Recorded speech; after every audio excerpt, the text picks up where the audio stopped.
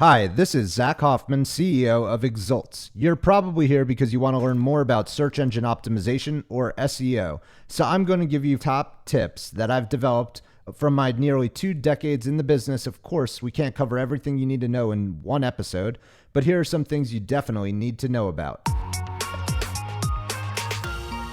Tip number 1. So to start with Google Search Console, essentially Google Search Console is today the Google Webmaster Tools of yesteryear, meaning this is the way that you could speak to Google, see how they're looking at your website, see what they're indexing, how they're indexing the information, and essentially digesting it. They'll give you tips to clean up how your website looks to the search engine, and essentially it's a step-by-step guide as to what Google wants to see out of your website for ranking factors. Now, of course, they're not going to tell you what topics and keywords to write about, but they're going to direct you as to if your website is healthy, if your website's indexing correctly within their engine, and when it comes to just health of the website overall, if there's easy wins that you can do that's going to satisfy their crawlers and their intelligence that's looking at the website, they're going to give you pointers within Google Search Console. You have to look at it this way.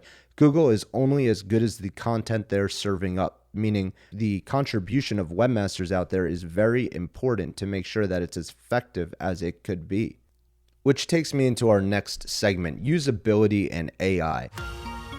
Tip number 2. When you integrate Google Search Console with your website, they're going to give you feedback on usability from a desktop, mobile, tablet device. They're going to give you some pointers and tell you if your website seems to be not fitting content within specific regions. And of course, we truly believe that Google is using some forms of artificial intelligence to essentially monitor your website and make sure that it's as usable as it could be. Now, you have to remember that Google is indexing millions upon billions of websites and pages of information. So it's very important to work with them as a partner, and you are going to have to be a strong partner to them. You're going to have to cover a lot of the weight in this relationship when you're talking about treating the Google engine as the way they want to be treated. Essentially, they're doing you a favor. They're going to be driving you traffic that's relevant to your website.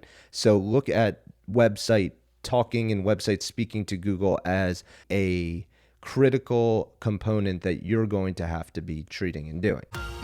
Tip number 3. Now, if you go to the search engines and search site speed, which is our next topic, you will search for Google Site Speed Test. You can find different crawls as to how they're seeing your device from a desktop as well as a mobile, and how they're scoring it from a score of 0 to 100. We also like to utilize a tool that's brought to you by a company called GT Metrics. You plug in your website there, they'll give you tips and pointers to enhance your score. It's a scoring module on GT Metrics that gives you more variables and access points to enhance your site speed than just the Google tool will give you.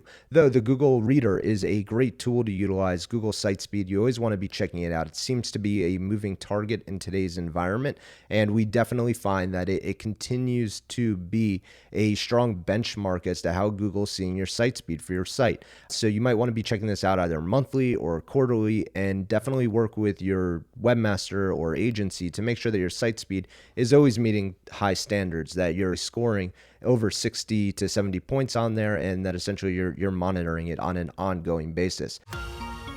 Tip number 4. The next topic here is crawlability. So like I said earlier, that we like to look at site colon, at least personally, that's one of my favorite things. So I'll look at site colon exults.com. I'll type in the URL, no spaces, and essentially you'll see what the crawl from Google spits you back. Sometimes, it'll fluctuate, but the reality is you want to be able to go through the site colon. And of course, there's other ways you can look at this within Google Search Console, but this is a very raw way to see how the engine is crawling your website and what it's deeming important. We've seen some site crawls where there'll be interior pages ranking at the top of the site colon command, which is not something that you want. You want it to be indexing your homepage, and then it does have some form of a hierarchy of pages that essentially the search engine is deeming important to your website.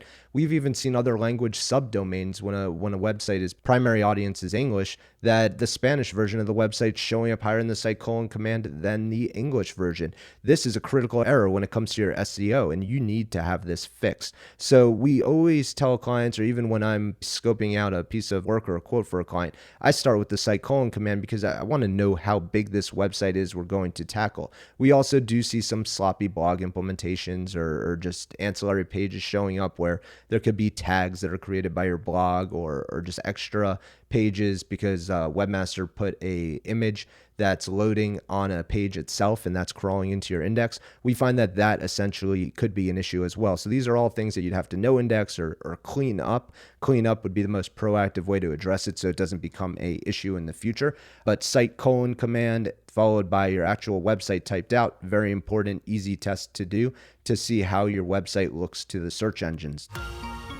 Tip number 5. As silly as it may sound, content on site.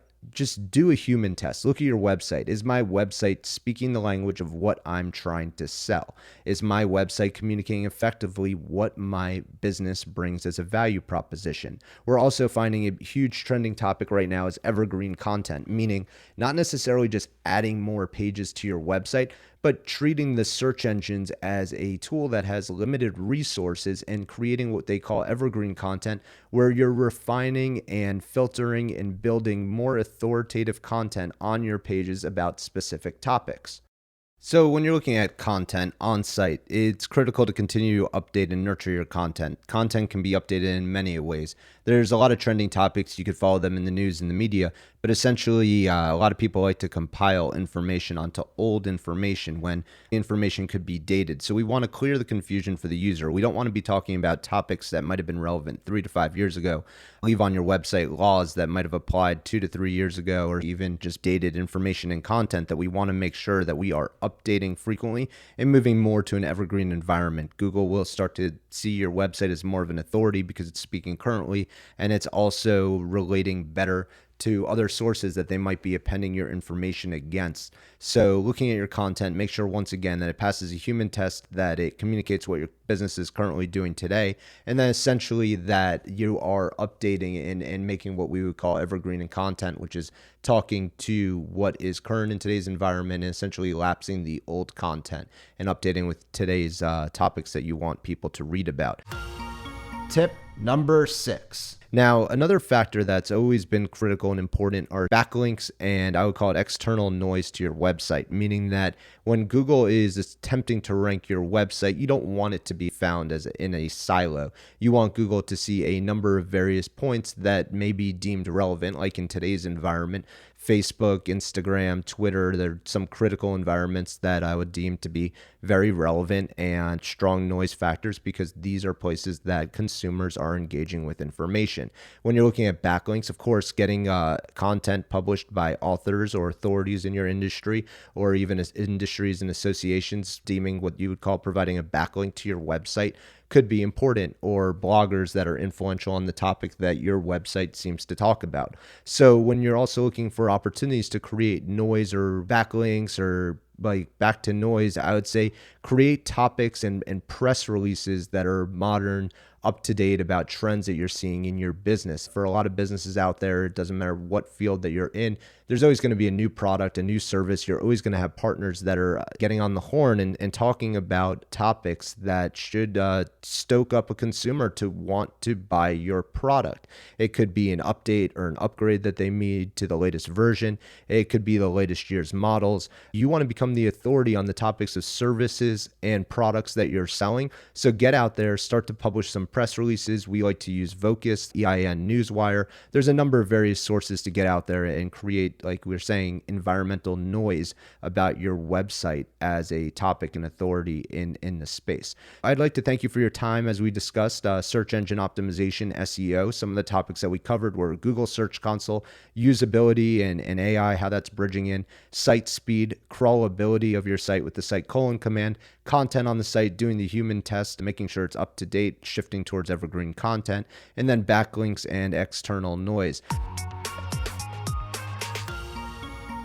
Thanks for checking out these tips on making the most of your SEO. But great SEO won't do much for your success if you don't have a website optimized for lead generation or e-commerce. So make sure you check out our podcast about building a better website for lead gen and e-commerce, as well as just your digital marketing in general. And of course, reach out to me at any time if you have questions at zach.hoffman@exults.com.